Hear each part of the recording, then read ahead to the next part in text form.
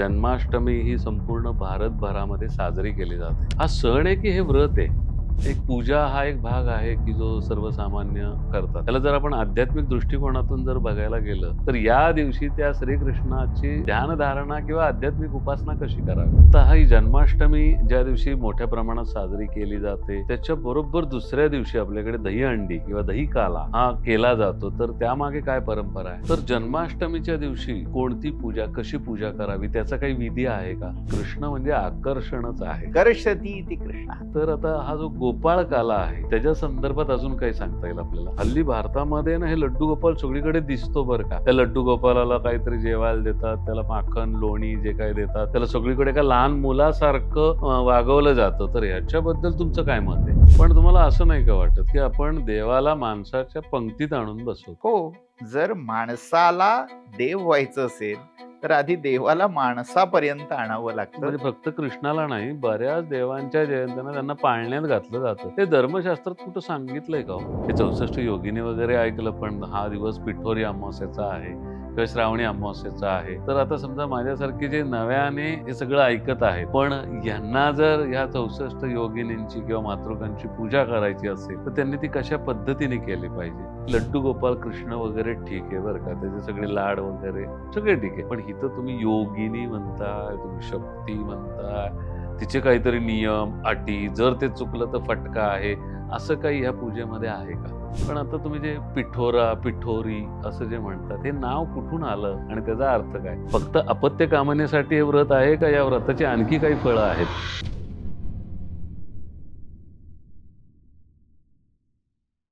नमस्कार. निरामय जीवन या यूट्यूब चॅनलवर आपलं पुन्हा एकदा स्वागत. श्रावण महिन्यातील व्रतवैकल्यांविषयी आपण माहिती घेत आहोत. तुम्ही जर श्रावण विशेष भाग 1 पाहिला नसेल तर आवर्जून पहा. आजच्या भागातही आपण श्रावणातील काही विशेष व्रतांबद्दल माहिती घेणार आहोत आणि आपल्याशी संवाद साधणार आहेत प्राचीन धर्मशास्त्र व संस्कृतचे गाडे अभ्यासक आपले प्रणव गोखले सर. नमस्कार सर. नमस्कार. सर, मागे आपण नारळी पौर्णिमेपर्यंत आलो होतो. नारळी पौर्णिमेनंतर आज जन्माष्टमीचा विषय आहे. जन्माष्टमी ही संपूर्ण भारतभरामध्ये साजरी केली जाते. तर माझा पहिला प्रश्न हा आहे, की हा सण आहे की हे व्रत आहे? मुळात व्रत हे मुख्य आणि त्या व्रताचं प्रमाण, त्याचा प्रचार प्रसार हा खूप मोठा झाला. सर्व स्तरातला समाज त्याच्यामध्ये सम्मिलित व्हायला लागला, की त्याचा सण होत असतो, उत्सव होत असतो.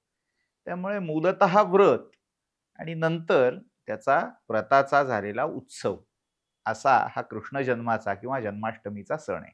अच्छा. मग जेव्हा तुम्ही म्हणता, की जन्माष्टमी व्रत हे पहिलं आहे, तर ते व्रत नेमकं काय आहे? कसं करायचं असतं?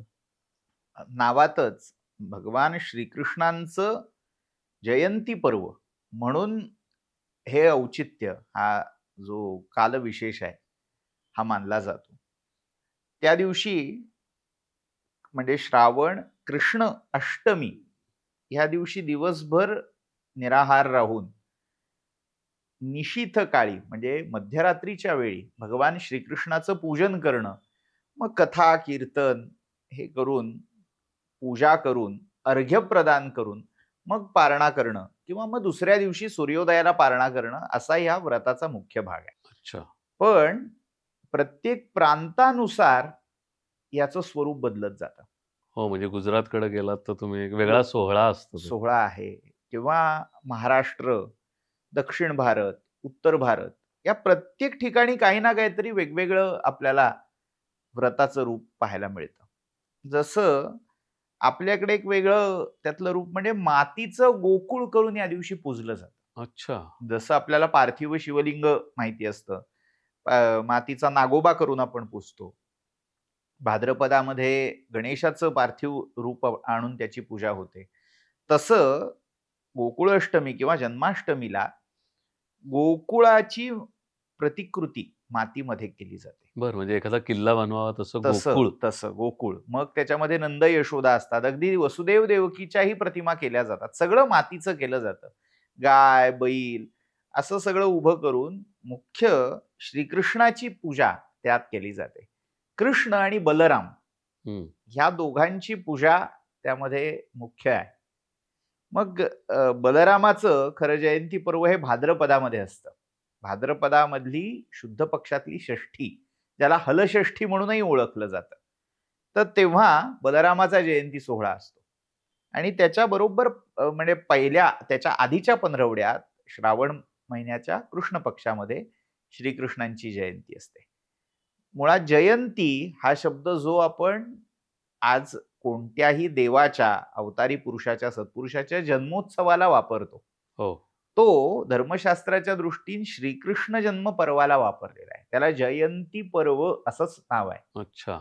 रोहिणी नक्षत्रावर श्रावण कृष्ण अष्टमीच्या मध्यरात्री भगवंताचा जन्म झाला. तर हे सगळं पर्व जयंती पर्व या नावाने ओळखलं गेलं आणि त्यानंतर आपल्याला हा जयंती पर्व, जयंती शब्द अन्य देवांच्या, लोकोत्तर पुरुषांच्या जन्मदिनानिमित्त वापरलेला दिसतो. मग तेव्हापासून मग हनुमान जयंती, दत्त जयंती हा प्रयोग आपल्याला झालेला दिसेल. पण मूळ श्रीकृष्ण जयंती. श्रीकृष्ण जयंती हा शब्द. अच्छा. आता एक पूजा हा एक भाग आहे, की जो सर्वसामान्य करतात. त्याला जर आपण आध्यात्मिक दृष्टिकोनातून जर बघायला गेलं, तर हा कृष्णचं त्या सगळ्या मायेचा खेळ करणारा आहे. तर या दिवशी त्या श्रीकृष्णाची ध्यानधारणा किंवा आध्यात्मिक उपासना कशी करावी? नामस्मरण आहे. भागवताचा जो श्रीकृष्ण जन्माध्याय आहे, तो या दिवशी त्याचं पठण, चिंतन केलं जातं. कीर्तनाच्या माध्यमातूनही कृष्णचरित्र सांगितलं जातं. मग अनेक ठिकाणी हरिनाम सप्ताह होतात. मग 24 तास पहारा ठेवून नामस्मरण केलं जातं. नामस्मरण हे भगवान श्रीकृष्णाला अत्यंत प्रिय आहे. अच्छा. त्यामुळे नामस्मरण, ध्यान, मानसपूजा, प्रत्यक्ष पूजा अशा विविध स्वरूपामध्ये कृष्ण उपासना केली जाऊ शकते. अच्छा. आता ही जन्माष्टमी ज्या दिवशी मोठ्या प्रमाणात साजरी केली जाते, त्याच्याबरोबर दुसऱ्या दिवशी आपल्याकडे दहीहंडी किंवा दही काला हा केला जातो. तर त्यामागे काय परंपरा आहे? त्यामागची परंपरा सांगायची झाली तर मुळात 2 कृष्ण जन्म साजरे होतात. बरं. एका म्हणजे ज्याला स्मार्त मत म्हटलं जातं, त्या मतानुसार श्रावण कृष्ण अष्टमी ज्या दिवशी, म्हणजे ज्या दिवशी म्हणण्यापेक्षा ज्या काळी मध्यरात्र व्यापिनी, निशीथ व्यापिनी असते, बरं. त्याच्या दिवशी म्हणजे काय, समजा 28 तारखेला कृष्ण जन्म आहे, उदाहरण देतोय. तर 28 तारखेनंतर आपल्याकडे तारीख 12 वाजता बदलते. हो. 29 तारखेच्या 12, 12:30 या काळामध्ये कृष्ण जन्म असेल तर 28 तारखेला दिवसभर कृष्ण जन्माचं व्रत केलं जातं. पण अन्य काही संप्रदायामध्ये, विशेषतः उत्तर भारतामध्ये वल्लभ किंवा अन्य असे जे संप्रदाय आहेत, त्यामध्ये नक्षत्र प्रधान किंवा सूर्योदय व्यापिनी जी अष्टमी आहे ती प्रधान धरून हे व्रत केलं जातं. म्हणजे काय, तर ज्या दिवशी अष्टमी ही सूर्योदयाला आहे, सूर्योदय व्यापिनी, म्हणजे बरेच वेळा असं होतं की मध्यरात्री अष्टमी आहे, पण त्या दिवशी, आधीच्या दिवशी सूर्योदयाच्या वेळी अष्टमी होती का, तर नव्हती. ती संध्याकाळी किंवा रात्री लागली. पण स्मार्त मतानुसार तोच विशेष, तो ग्राह्य असा दिवस असतो कृष्ण जन्माचा. वैष्णव मतानुसार सूर्योदय व्यापिनी अष्टमी ज्या दिवशी आहे, म्हणजे ती उजाडती अष्टमी जी म्हणतो, त्या दिवशी हे जन्माचं व्रत केलं जातं, त्या दिवशी उपवास केला जातो. आणि तिसरं मत हे नक्षत्र प्रधान, म्हणजे ज्या दिवशी रोहिणी नक्षत्र असेल त्या दिवशी हे व्रत करायची, म्हणजे विशेषतः उपवास, पूजा, अभिषेक हे करण्याची प्रथा आहे. त्यामुळे दुसऱ्या दिवशीचं जे आयोजन आहे ते खरं तर ह्या वैष्णव मताच्या कृष्ण जन्मातल्या एका पद्धतीचं अनुकरण म्हणावं लागेल.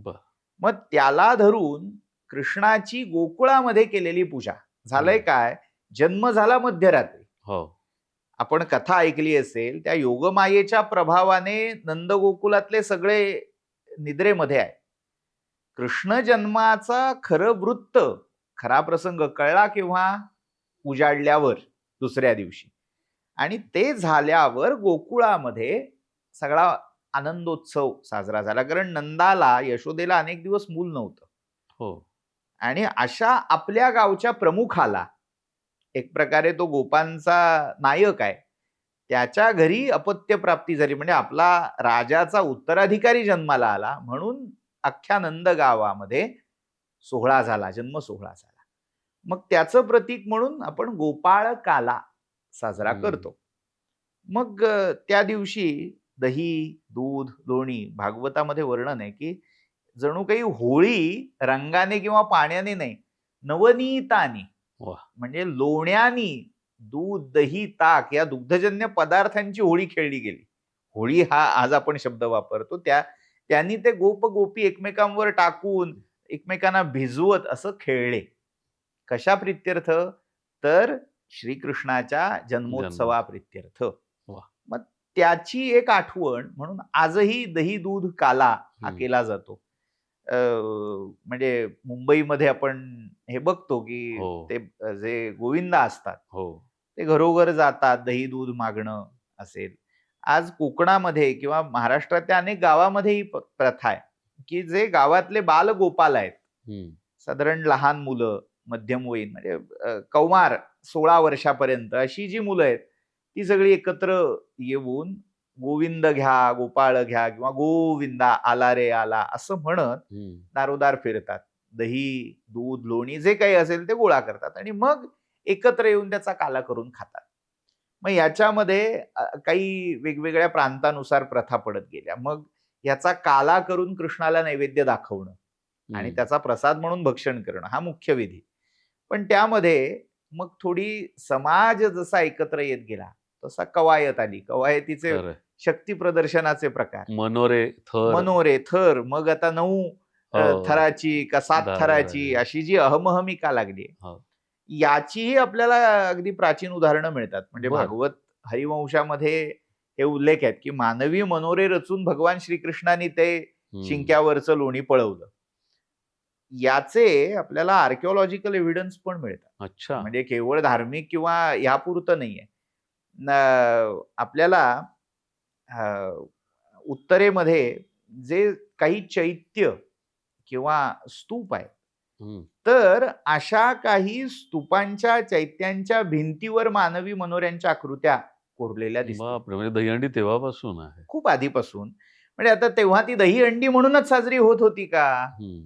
तर कदाचित नसेल. नाव काहीतरी वेगळं असेल, आयोजन काहीतरी वेगळ्या उत्सवाप्रित्यर्थ असेल. पण हे समाजाने एकत्र येऊन थर लावून असं काही करण्याचा हा जो खेळ आहे याचा इतिहास आपल्याला दिसतो. वाह! तर जन्माष्टमीच्या दिवशी कोणती पूजा, कशी पूजा करावी, त्याचा काही विधी आहे का? जन्माष्टमीच्या दिवशी म्हणजे खरं तर निशीथ काळी, म्हणजे मध्यरात्री ही पूजा करायची पद्धत आहे.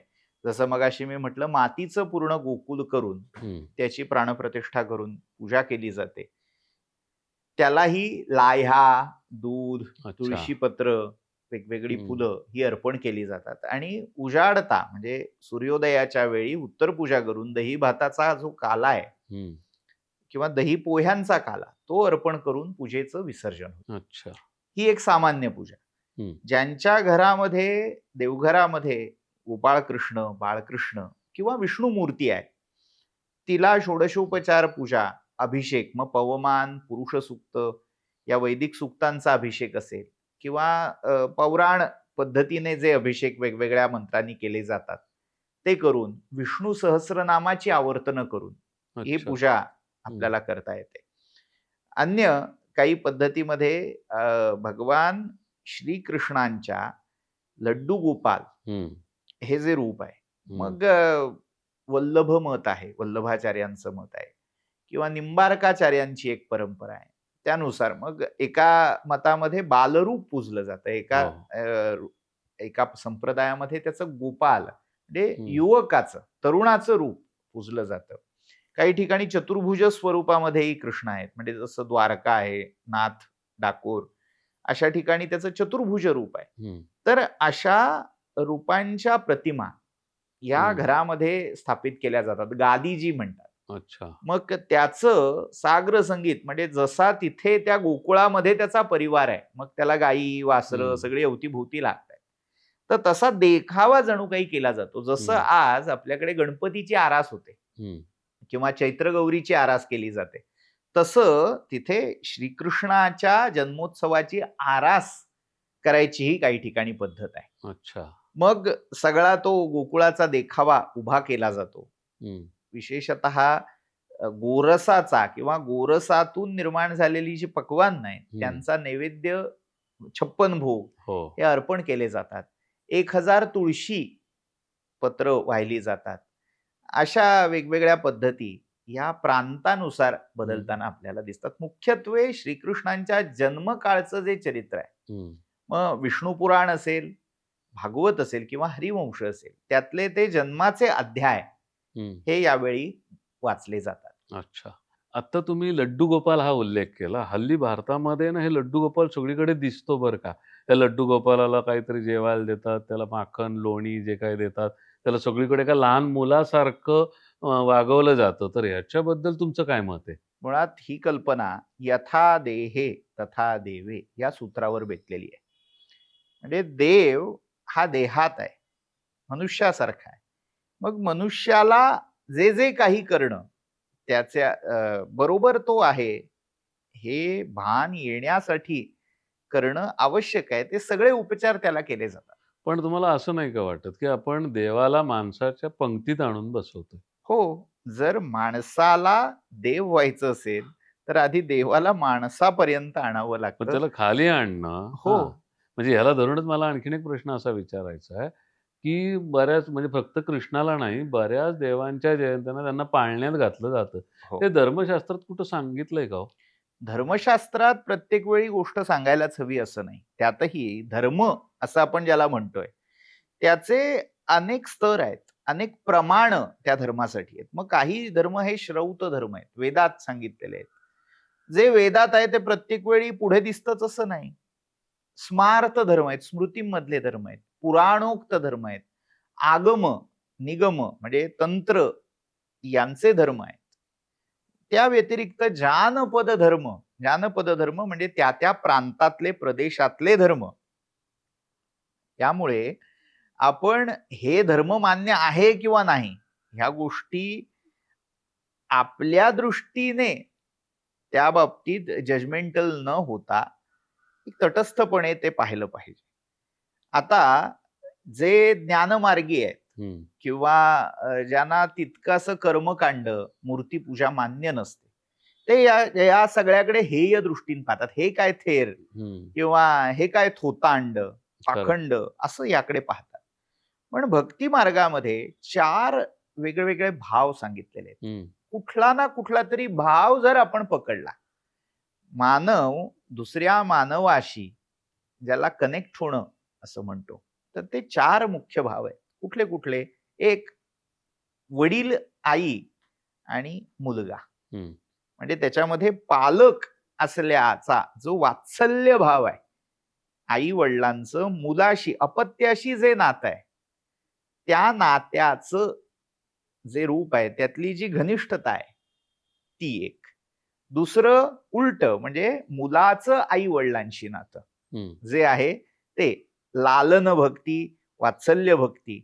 मग त्या बालभावातून देवाकडे पाहणं म्हणजे एक भाव असा आहे की देव आपलं अपत्य आहे, माझं मूल आहे, या भावनेतून त्याची उपासना करणं. किंवा देव माझी आई आहे, देव माझा पिता आहे, त्वमेव माता च पिता त्वमेव, या भावनेने मी त्याचं बाळ आहे, या भावातून त्याच्याकडे जाणं. तिसरं जे नातं आहे ते आहे सख्य भक्तीचं. म्हणजे सख्य भक्तीमध्ये देव हा माझा सखा आहे, मित्र आहे, त्या भावनेतून त्याची उपासना करणं. आणि चौथा जो भाव आहे तो माधुर्य भक्तीचा आहे. तो कांत मी कांता, तो पती आणि मी त्याची कांता, या भावनेतून त्याची उपासना करणं म्हणजे ज्याला गोपी भाव असं म्हटलं जातं. भगवान श्रीकृष्णांची अन्य देवतांची या 4ही भावांनी उपासना सगळ्यांचीच करता येते असं नाही. पण काही ठराविक देवता ज्या आहेत त्यापैकी भगवान श्रीकृष्ण असे आहेत की सर्व भावांनी ज्याच्यापर्यंत पोचता येतं, हे मात्र खरं, तो एकमेव श्रीकृष्ण आहे. त्यामुळे पिता माता तो ह्या भावनेतून आपण जाऊच शकतो, पण तो माझा बाळ आहे, हम्म. ही जी भावना आहे ती लड्डू गोपाल उपासना जी केली जाते त्याच्यामध्ये मुख्य आहे. हम्म. लड्डू गोपाल हे रूप जे आहे, हातामध्ये ज्याने लाडू हम्म. धारण केलेला आहे, आपण त्याला नवनीत कृष्ण असंही म्हणतो, की काहींच्या मते तो लाडू आहे, काहींच्या मते तो लोण्याचा गोळा आहे. बाळकृष्ण, लंगडा बाळकृष्ण आपण म्हणतो ना, हो. ते लड्डू गोपाल रूप आहे. आणि त्याला नटवणं हम्म. हा माझा आनंद आहे. म्हणजे खरंय. ती मूर्ती आहे असं न मानता तो प्रत्यक्ष माझ्या अवतीभोवती वावरतोय, खेळतोय, लहान मुलासारख्या लीला करतोय, हे पाहणं, भावदृष्टीने पाहणं. ही हम्म. भावदृष्टी येणं फार कर्मकठीण असतं. खरंय. रामकृष्ण परमहंसांसारख्या एका सर्वोच्च संताच्या, सत्पुरुषाच्या आयुष्यातले जेव्हा आपण प्रसंग पाहतो, तिथे आपल्याला याचे अनुभव आलेले दिसतील. त्यांच्या चरित्रामध्ये रामलल्लाची उपासना आहे. एक असाच रामोपासना करणारा, बालरामाची उपासना करणारा, रामावत संप्रदायातला योगी त्यांच्याकडे आला आणि त्याच्याकडे ती बालरामाची मूर्ती फार पूर्वीपासून त्याला मिळालेली आणि जी त्याच्याशी बोलायची, त्याने भरवलं तर घ्यायची, प्रसाद भक्षण करायची, बापरे. अशी सेवा त्यांची चाललेली असताना जेव्हा रामकृष्णांच्या संगतीत तो साधू आला, त्याच्या काही पूर्वीच्या सुकृतामुळे, तेव्हा ती मूर्ती त्याला सोडून रामकृष्णांकडे गेली. आज जेव्हा रामकृष्णांसारख्या अवलियाचं चरित्र आपण पाहतोय, त्यामध्ये जेव्हा असे प्रसंग आपल्याला ऐकायला पाहायला मिळतात, तेव्हा ही गोष्ट उगीच कोणीतरी अलीकडे आणलेलं फॅड आहे असं म्हणून आपल्याला डिस्कार्ड करता येणार नाही. अच्छा. त्याच्या मागे ही वात्सल्य भावना कुठेतरी रुजवणं, म्हणजे जो आपलेपणा मला माझ्या मुलाविषयी वाटतोय, तो मला देवाविषयी वाटतोय का तिथे मला ती फक्त मूर्तीच वाटतेय. आज असंही झालंय की कुठेतरी अतिरेक होतोय त्याचाही. म्हणजे अक्षरशः बाजारात जाताना टोपलीत एखादं पेट नेल्यासारखं, पाळीव मांजर किंवा कुत्रं नेल्यासारखंही देवाला घेऊन जात आहेत. हे चुकीचं आहे. त्याची जी प्रतिष्ठा आहे, त्या सगळ्याची जी विधिनिषेधाची संगती आहे, ती अधिक समजून घ्यायला हवी. उगीच आपलं ते नेतायत म्हणून मी नेतोय असं करण्यात अर्थ नाही. ही जी बालगोपालाची, लड्डू गोपालाची उपासना आहे, त्याचंही एक स्वतंत्र विधान आहे. कुठे घरात प्रतिष्ठापना करावी, किती, अष्टयाम सेवा, दिवसातले 8 प्रहर त्याची सेवा, म्हणजे दर 3 तासांनी त्याची काही ना काहीतरी सेवा करणं अपेक्षित आहे. म्हणजे थोडक्यात माझ्या दिनमानातला बहुतांश वेळ हा देवासाठी समर्पित झाला पाहिजे. मी देवाचा आहे, माझ्या घरात देवाचं अखंड वास्तव्य आहे, ही भावना जागी करणं ही या लड्डू गोपाल सेवेमागची मूळ कल्पना आहे. खूपच छान. आणि कृष्ण म्हणजे आकर्षणच आहे. कर्षती ती कृष्ण. खरंय. तर आता हा जो गोपाळ काला आहे, त्याच्या संदर्भात अजून काही सांगता येईल आपल्याला? आता तुम्ही लड्डू गोपाल म्हणाला, हो. आपल्याकडे देवता पण खादाड देवता आहे. बापरे. त्यातही विशेष 2, एक गणपती आणि कृष्ण.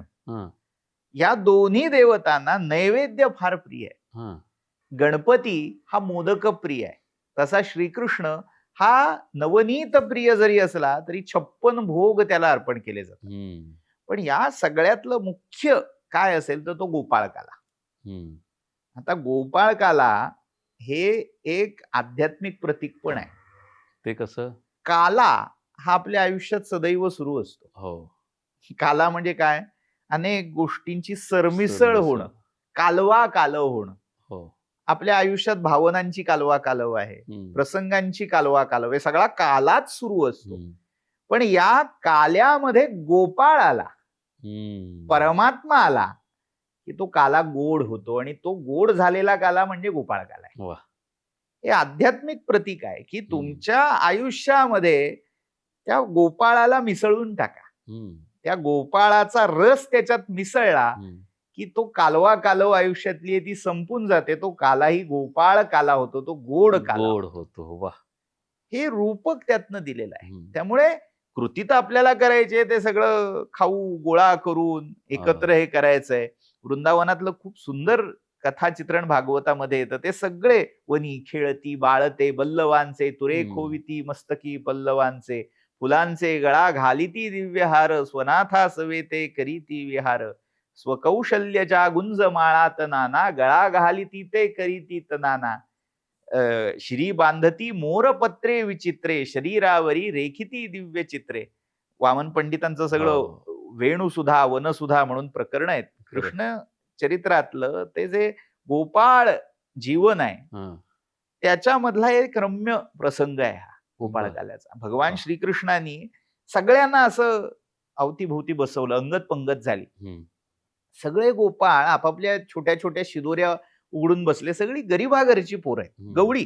हं. आणि कोणाकडे काही असं भरपूर काय राजभोग आहेत असं काही नाही. नाही. कोणाकडे पोहे आहेत, हां. कोणाकडे दहीच आहे फक्त, कोणाकडे काही असं सगळे पदार्थ जिन्नस पाहिले. हं. आणि प्रत्येकाला की अरे त्याच्याकडे ते आहे, माझ्याकडे हेच आहे. ही जी तुलना आहे ना, ही भगवंतानी ओळखली, श्रीकृष्णांनी ओळखली. आणि त्यांनी कशी शक्कल काढली, करा सगळं एकत्र. हं. सगळं एक म्हणजे कोणाला काही मिळालं नाही असं नाही, नाही. सगळ्यांना सगळं सगळं मिळालं मिळालं. पाहिजे. वाह! म्हणजे आज आपण समाजवाद साम्यवादाच्या गप्पा मारतोय, हं.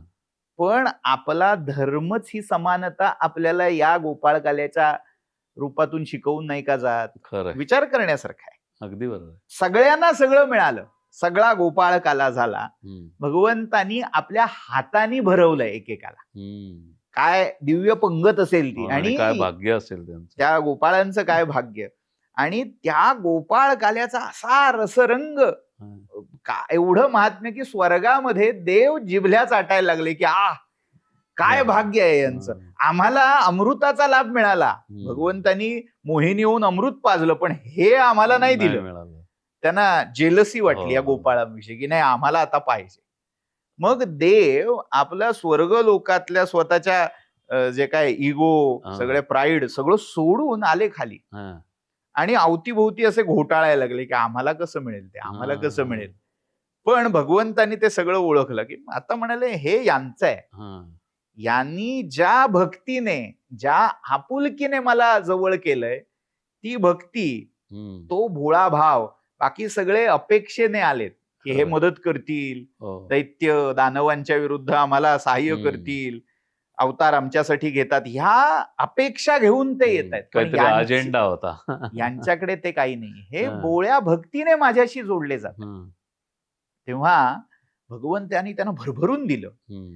देवांना मनात असूया की आम्हाला पाहिजे, आम्हाला पाहिजे. मग देवांनी युक्ती अशी योजली हं. की हे खाऊन झाल्यावर, जेवून झाल्यावर हात धुवायला यमुनेत जाणार. हां. मग देव यमुनेतल्या त्या तो जो डोह होता डोह. यमुनेचा, तिथे मासे झाले. हं. कशासाठी? तर भगवंतांच्या हातचा हां. त्या काल्याची उच्छिष्ट शीत का होईना पाण्यात आम्हाला खायला मिळतील, हं. तो रस आम्हाला तिथे चाकता येईल म्हणून मासे झाले. हं. भगवंतानी हेही ओळखलं, पण म्हणाले नाहीच देणार तुम्हाला. आणि भगवंतानी सगळ्यांना आज्ञा केली, आज कोणीही हात धुवायचा नाही. वाह! जिथे देवांची पोहोच नाही, जिथे देव जाणार नाहीत, अशा जागी ते पुसायचे. म्हणजे गंमत काय आहे, आपल्या पार्श्वभागाला हात पुसा, घोंगड्यानं हात पुसा, तिथे देव काही येऊ शकणार नाही. असं ते रम्य चित्रण भागवतामध्ये वाह! हे आहे. आणि त्याची आठवण आजही समाजामध्ये जागी आहे. तो गोपाळकाला आजही समाजाला त्या भगवंतासाठी, त्या भक्तीसाठी एकत्र आणण्याचं सामर्थ्य ठेवतो. खरंय. सर तुम्ही इतकं छान सांगताय ना आणि त्यामध्ये इतका गोडवा आहे ना, की हे अजून ऐकत राहावं असंच वाटतंय. त्यामुळे श्रीकृष्ण चरित्रातल्या आणखी काही गोष्टी तुम्हाला इथे सांगाव्याशा वाटतात? श्रीकृष्ण चरित्रातला अजून एक महत्वाचा प्रसंग, ज्याचा संबंध पुन्हा श्रावण महिन्याशी आहे. अच्छा. आता कृष्ण जन्माची जी घटना, जो प्रसंग भागवतामध्ये आलाय, हं. त्यालाच जोडून एक दुसरी महत्वाची कथा येते. कृष्णांचा जन्म झाल्यापासून 7व्या दिवशी बरं. एक मोठं संकट श्रीकृष्णांवर आलं. ते कोणतं? जन्मापासूनच त्यांच्याशी वैर धरून जे सगळे असुर होते, हं. ते आपापला डाव साधायचा प्रयत्न करत होते. हं. कंसाला जेव्हा योगमायेकडून कळलं, आपल्याला कथा तर सगळी माहिती आहे, मी त्याची पुनरुक्ती करत नाही. यशोदेच्या घरी आद्यशक्तीने जन्म घेतला. जसा वसुदेव देवकीच्या पोटी परमात्मा प्रकट झाला, तसा त्या परमात्म्याची जी चितशक्ती योगमाया आहे, ती योगमाया नंद यशोदेच्या घरी प्रकट झाली. तिला नंदा असंही म्हटलं जातं, नंदा भगवती. त्या नंदेला किंवा नंद कन्येला वसुदेवानी कृष्णांच्या जागी आणून देवकीच्या कुशीत ठेवलं. तेव्हा सगळे जागे झाले. ती योगमाया जी सगळ्यांवर निद्रेच्या रूपात व्याप्त झाली होती, तिचा प्रभाव कमी झाला. आणि जेव्हा कंसाला असं कळलं की आपल्या बहिणीला मुलगी झाली, तेव्हा तो आला. देवकीने परोपरीने विनवायचा प्रयत्न केला की अरे ही मुलगी आहे, हिच्यापासून तुला काय भीती, काय धोका. पण थोडक्यात कंसाला रिस्क घ्यायची नव्हती. आता हा माझ्या मार्गातला शेवटचा काटा दूर केला की मी अमर होणार, या एका भाबड्या कल्पनेने कंसाने त्या नंदकुमारीला मारण्याचा प्रयत्न केला. तिचा पाय धरून शिळेवर आपटणार इतक्यात त्याच्या हातून ती निसटली आणि गगनपंथी जाऊन ती एका दिव्य अशा 16 वर्षीय कुमारीच्या रूपात प्रकट झाली. 8 हात आहेत आणि ती जी दिव्य भगवती प्रकट झाली, ते रूप आपल्याला विंध्य पर्वतावर पाहायला मिळतं. तिला विंध्यवासिनी म्हणतात. अच्छा. पुढे तिचं स्वतंत्र चरित्र आहे. पण जाता जाता ती कंसाला सांगून गेली की तुला असं वाटतंय की तू तुझ्या जो वैरी आहे त्याचा संहार केलास, तू संपवलंस, पण असं नाहीये. तुझा शत्रू दुसरीकडे सुरक्षित वाढतोय. एवढं मोघम बोलून आदिशक्ती लुप्त झाली.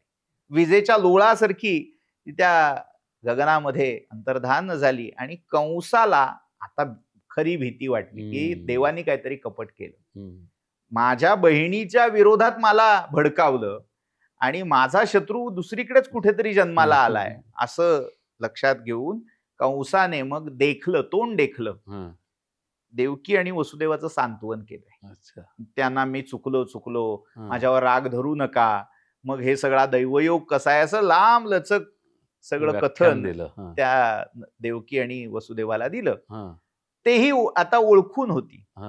तो प्रसंग तेवढ्यावर थांबला असं वाटलं, पण रातोरात कंसाने आपल्या सगळ्या मंत्रीगणांची एक मोठी परिषद बोलावली आणि त्या सगळ्यांना आज्ञा दिली की तुम्ही काहीही करा आणि आपल्या राज्यामध्ये कुठे कुठे गेल्या 7 दिवसात 8 दिवसात नवीन अपत्य जन्माला आले त्याची नोंद करून मला आणून कळवा.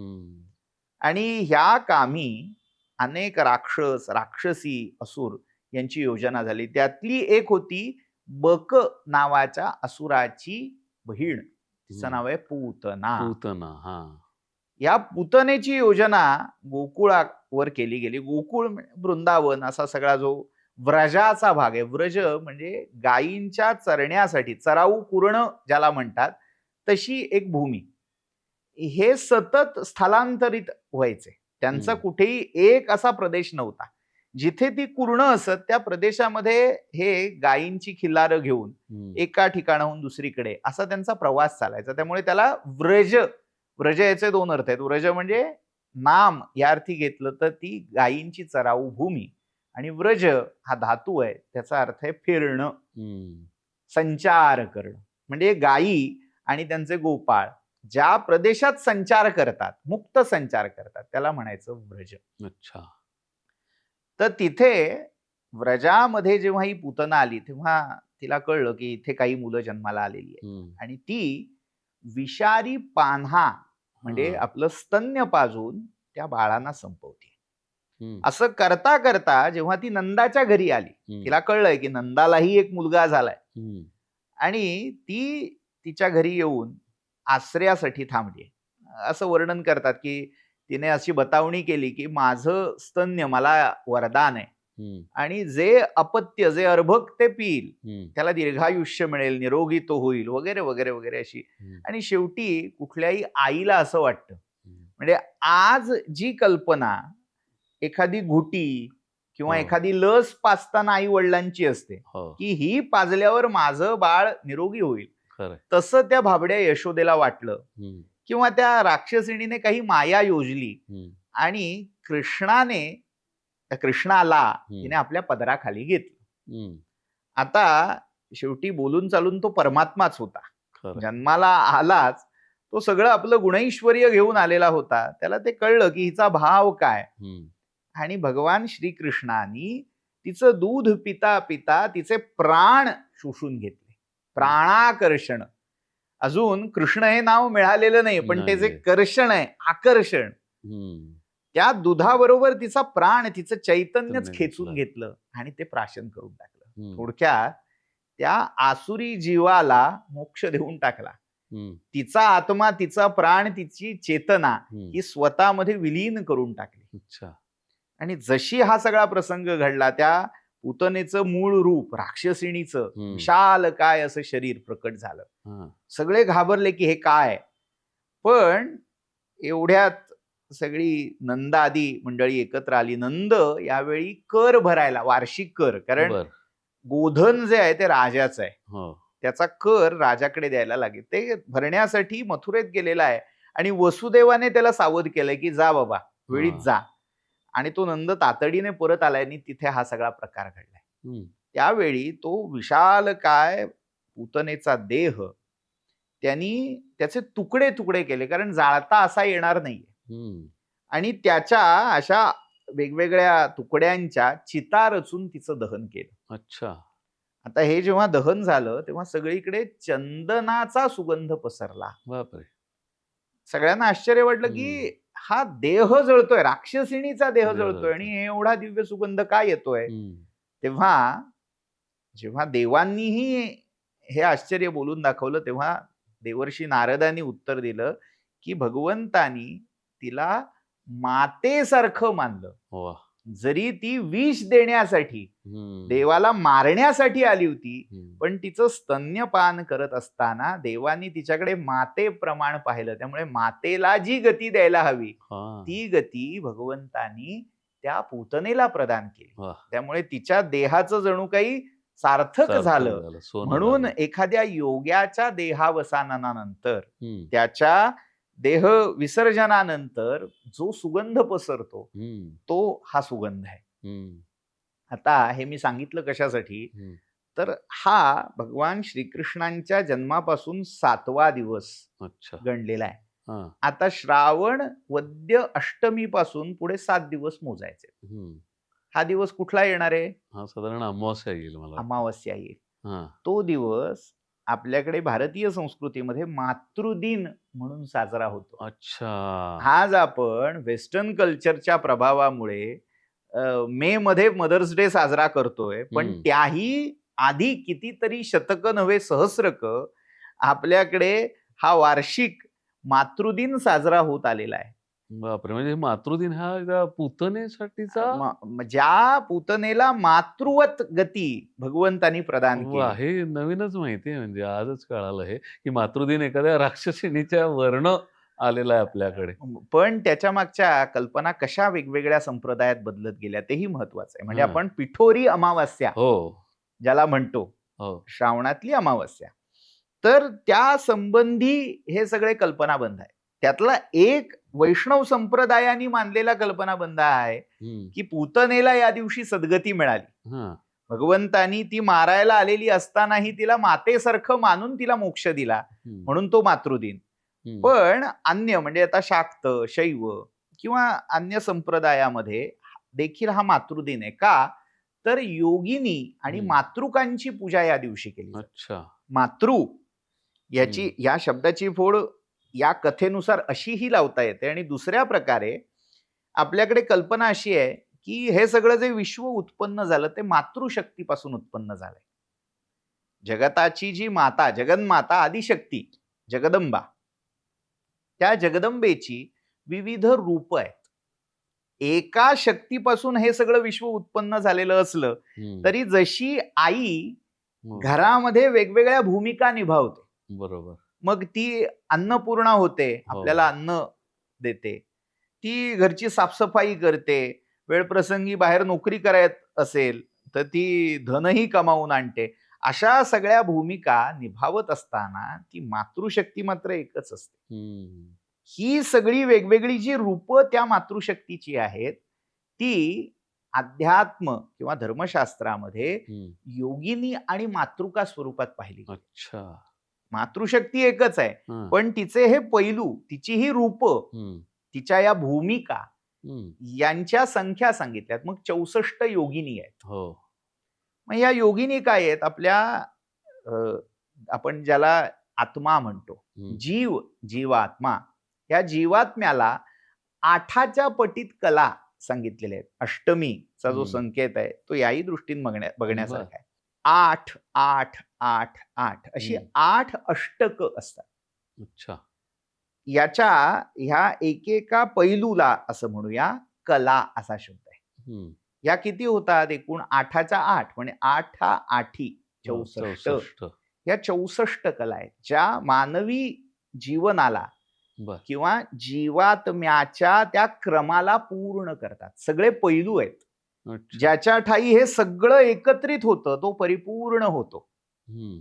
आणि त्या 64 पैलूंना, एकेका पैलूला एक योगिनीचं नाव आणि रूप कल्पिलेलं आहे. बरं. एक स्वतंत्र रूप आहे.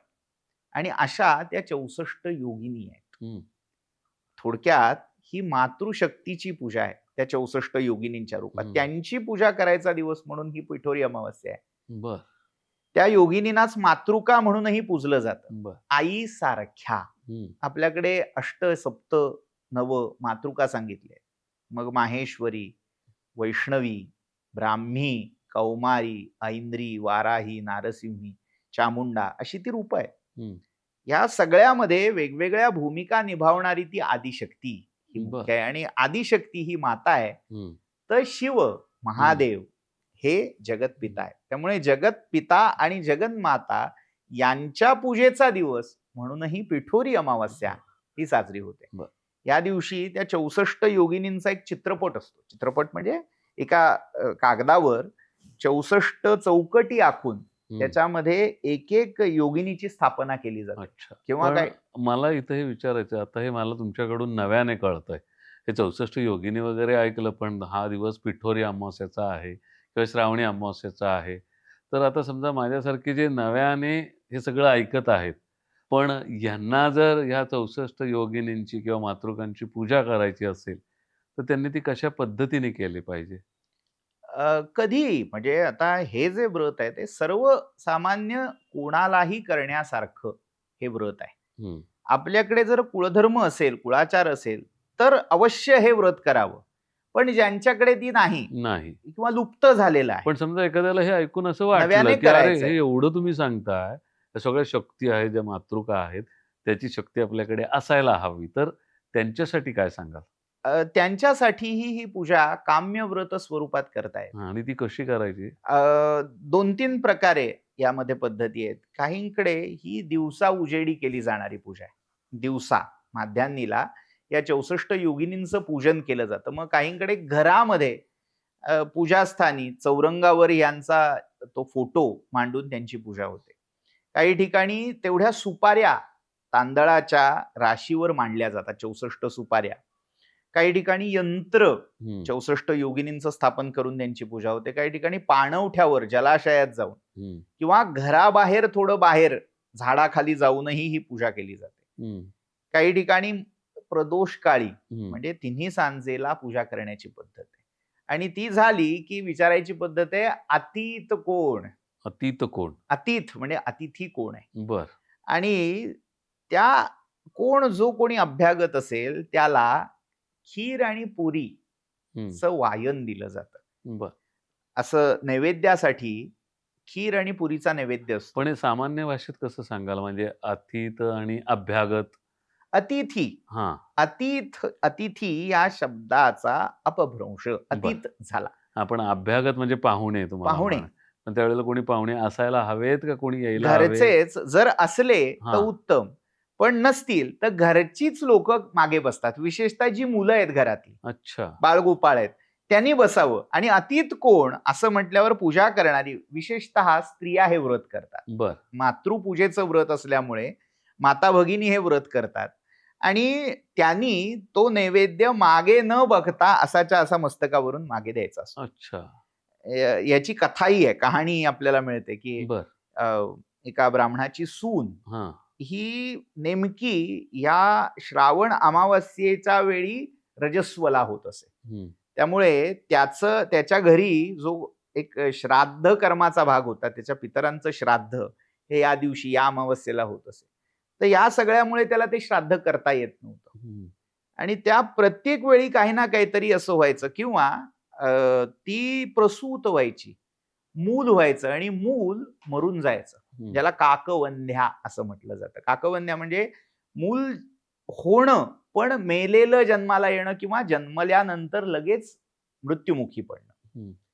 तर अशा स्त्रियांसाठीही हे व्रत उपाय म्हणून केलं जातं, की जर अशी कोणाची अपत्य राहत नसतील, आज हा अपत्य प्राप्तीच्या मार्गात अनेक आजार विकार हा, हे सतावत आहेत, खरंय.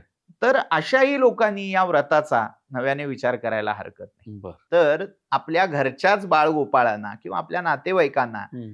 असं बोलवावं आणि ते खीरपुरीचं भोजन त्या हम्म. दिवशी प्रसाद म्हणून घरच्या सगळ्यांनी करावं. बर. पण तो नैवेद्य जो काय मागे द्यायचा आहे तुम्ही म्हणताय, तो असं म्हणजे काय ते ताटामध्ये वाढून देवासमोर ठेवलं जातं, हा. नैवेद्य दाखवला जातो, पूजा आरती असं सगळं होतं. हम्म. त्या मातृकांची योगिनींची पूजा करून प्रार्थना केली जाते, की आमच्या घराण्यामध्ये कधी अशी काकवंध्या हम्म. किंवा जिची अपत्य अकाली मृत्यू पावतील हम्म. अशी कोणी होऊ नये, आमच्या बर. मुलांना बाळांना दीर्घायुष्य आरोग्य हम्म. मिळावं, हीच प्रार्थना त्यातून केली जाते. हम्म. आणि मग ते वायन अच्छा. हे दिलं जातं, प्रसाद दिला जातो बर. थोडक्यात. पण आता इथे मला एक प्रमुख प्रश्न असा पडलेला आहे, की लड्डू गोपाळ कृष्ण वगैरे ठीक आहे बरं का, त्याचे सगळे लाड वगैरे सगळे ठीक आहे, तो काय आपल्याला चिडणार नाही, रागावणार नाही. पण इथं तुम्ही योगिनी म्हणताय, तुम्ही शक्ती म्हणताय, तिचे काहीतरी नियम अटी, जर ते चुकलं तर फटका आहे, असं काही ह्या पूजेमध्ये आहे का? काय आहे, भाव तोची देव. पण शेवटी तो करंट आहे ना, शक्तीशी खेळतोय आपण. शक्तीशी नक्कीच खेळ आहे, हा. पण जर तुम्ही काम्य उपासना करत असाल, हा. तुम्हाला त्याचे रिटर्न्स हवेत, हम्म.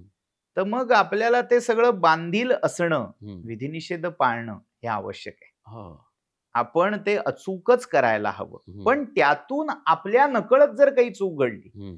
तर प्रत्येक व्रताच्या शेवटी क्षमा प्रार्थनेला जागा दिलेली आहे, बर.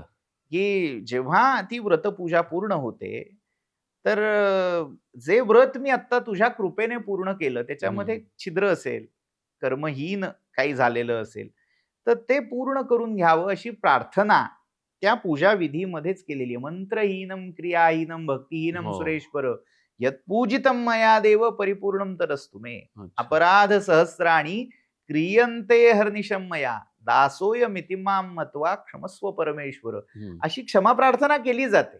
हम्म.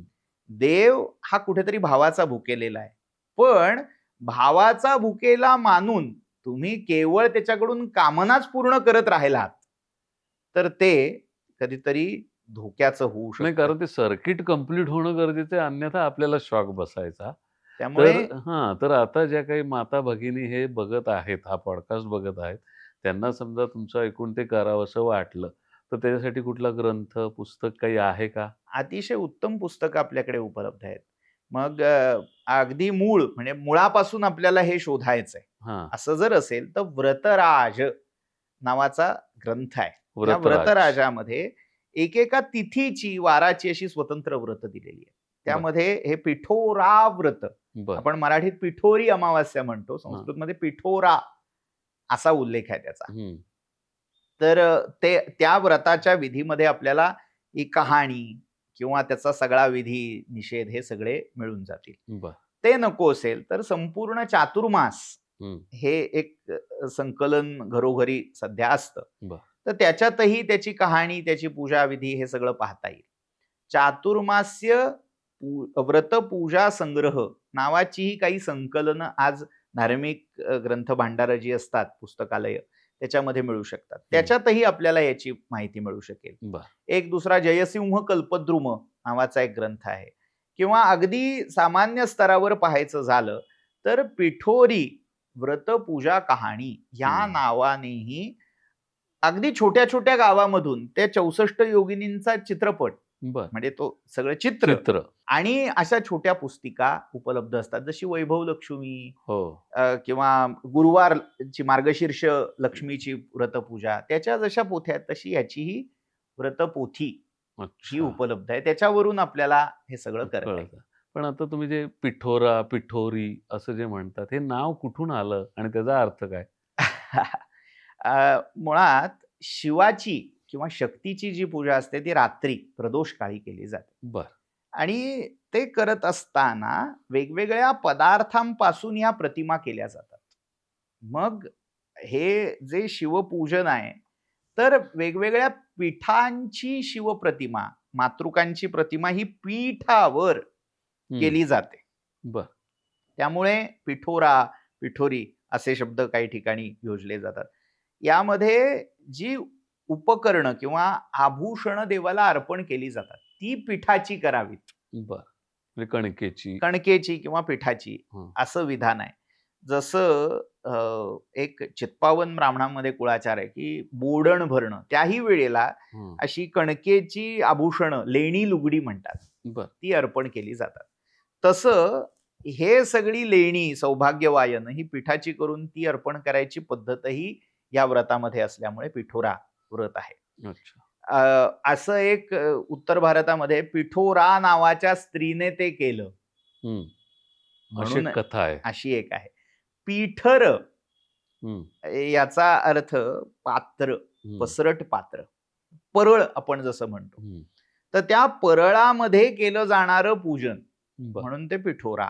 शक्तिपीठ वगैरे असं काही? पीठ. हां, पीठ शक्तिपीठ याचा म्हणतो ना आता आपण. संस्कृतमध्ये जर आपण त्याचा व्युत्पत्ती विचार केला तर तिथे वेगळा दिसेल. हं. मराठी जसं पीठ म्हणजे हं. पिष्ट, हं. फ्लोर आपण ज्याला म्हणतो. हो. ती त्याच्यावरून काढलेली व्युत्पत्ती ही मराठी आहे. बरोबर.